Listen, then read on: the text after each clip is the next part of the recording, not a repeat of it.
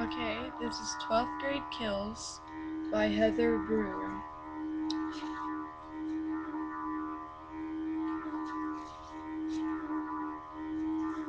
Prologue, a brief detour. Diablo's flesh had almost completely healed from his blistering battle with the sun a year and a half before, but his hand was gone for good. He was eternally scarred, and the honor of his name forever stained. All because of a teenage boy by the name of Vladimir Todd. Now Diablo dropped to his knees and shook his head, his wide eyes locked on the man before him, his voice trembling slightly. "But why? I've done nothing wrong." The man standing before Diablo remained silent. His features were draped with shadows, as if even the lights cast by the office lamps were afraid to touch him.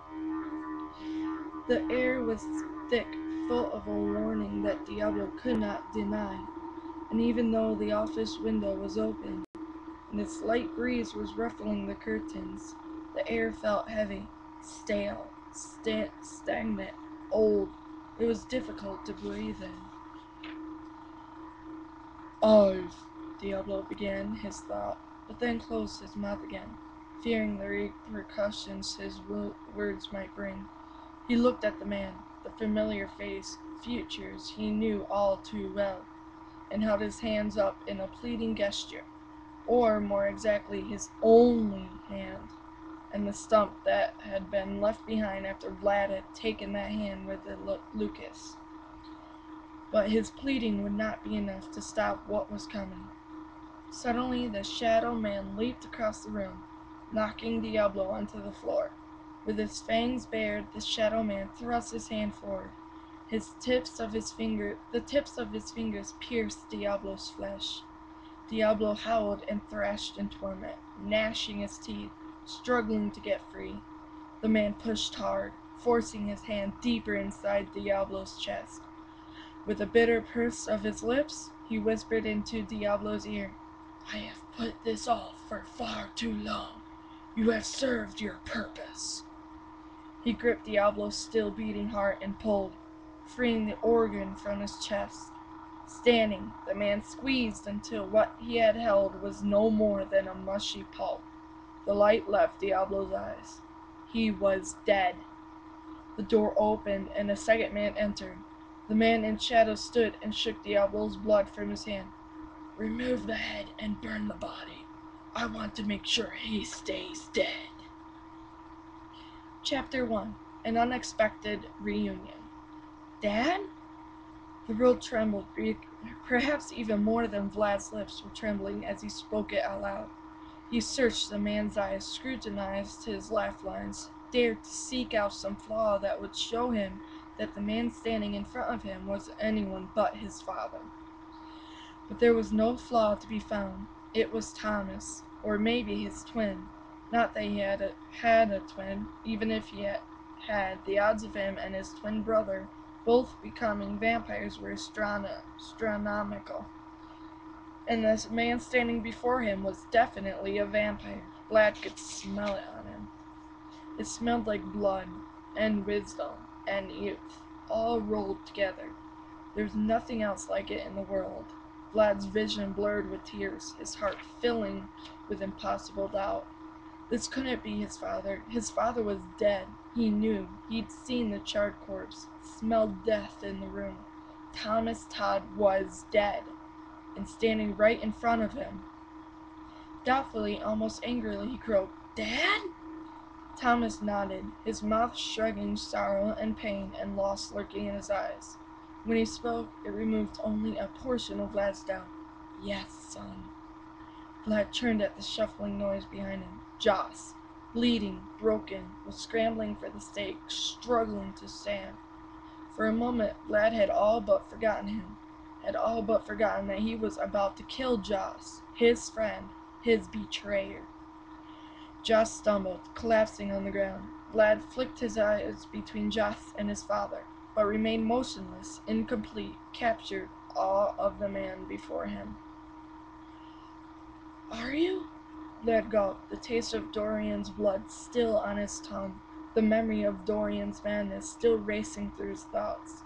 Dorian had been brilliant, but insane. Had Vlad inherited some of that insanity by drinking his blood? Had his worst fears been realized?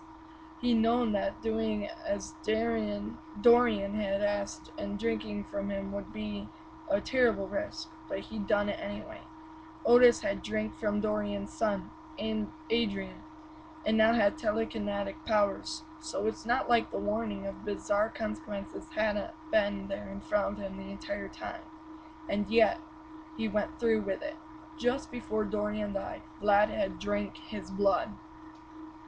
And maybe now he was crazy. Maybe now there was no going back at all. He took a deep breath and forced the words from his lips, already knowing that the answer to his question was no. It had to be, because he was like Dorian now. He was crazy. Completely, utterly insane, not to mention hallucinating. Are you real? The vision of his father merely smiled. Thomas stood in silence, a memory, something looming over Vlad's every thought, every nightmare, every action.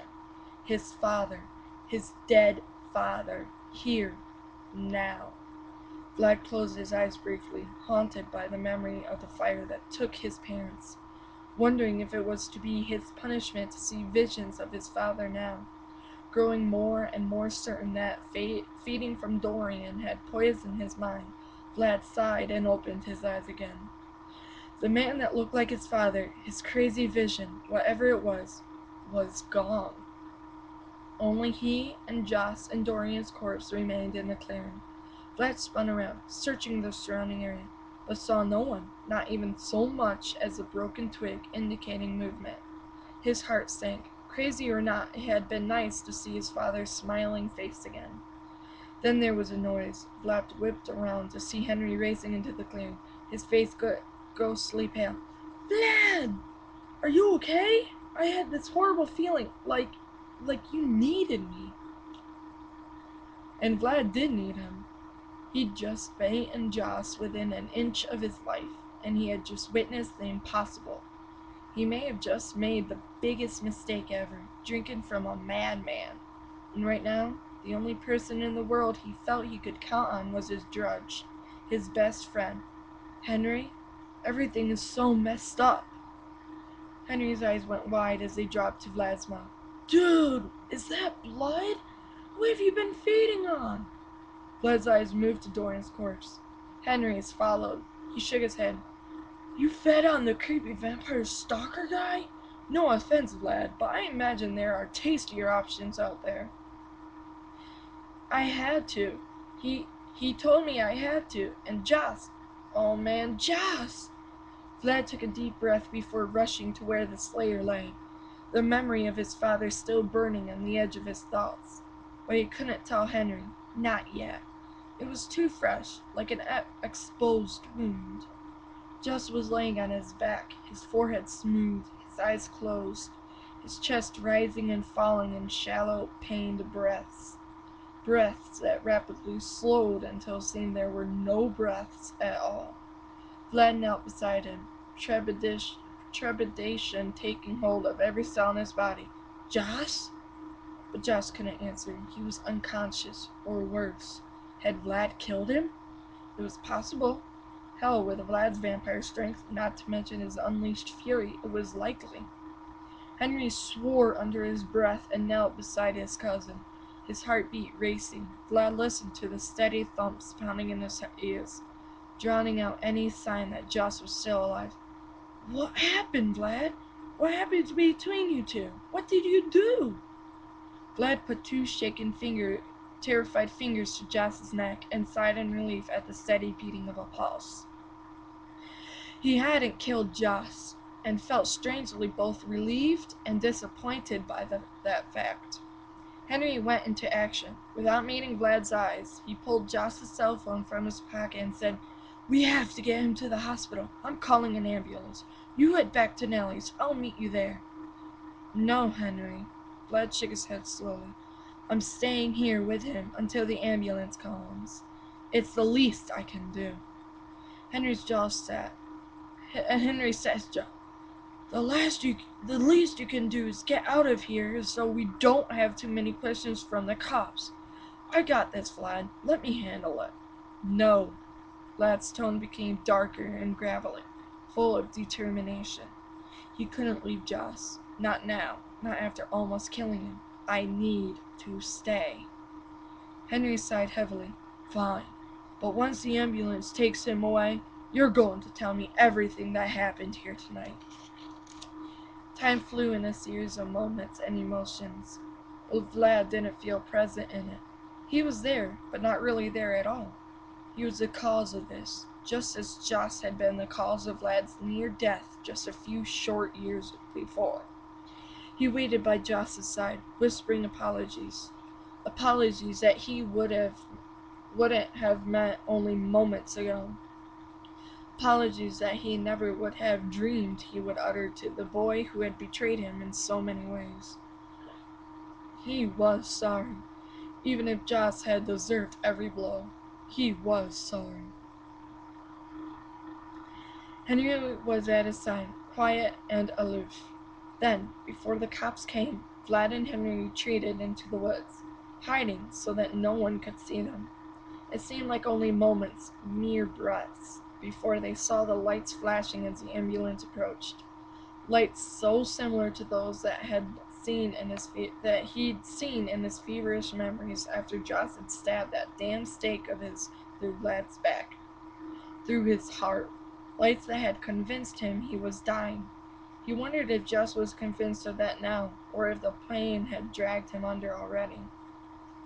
Vlad's eyes locked on Dorian's corpse. The EMTs approached Joss, and Vlad knew they'd seen Dorian. He knew there would be questions. Then, as if Dorian wasn't even there, two men stepped over his corpse and headed straight for Joss. Once the lights from the ambulance had faded into the distance, Vlad turned away, leaving the scene of his crime behind, leaving the man who looked like his father behind, leaving his anger toward Joss behind, leaving everything, perhaps even a bit of himself, behind for good. Nothing mattered now, only his friend, the boy he put into the hands of doctors and nurses. Only Joss mattered.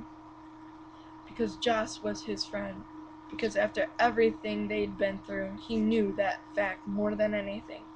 If Joss had mistakenly killed Dorian when trying to kill him, there had to be a reason for it. Because they were friends. And all that mattered right now was making sure Joss was okay. Nothing else, not even Vlad's dad. If it was his dad. It might have been a ghost, or something weird cooked up by Vlad's imagination. It was something, for sure. Something not real. Something Dorian's blood had put inside his brain.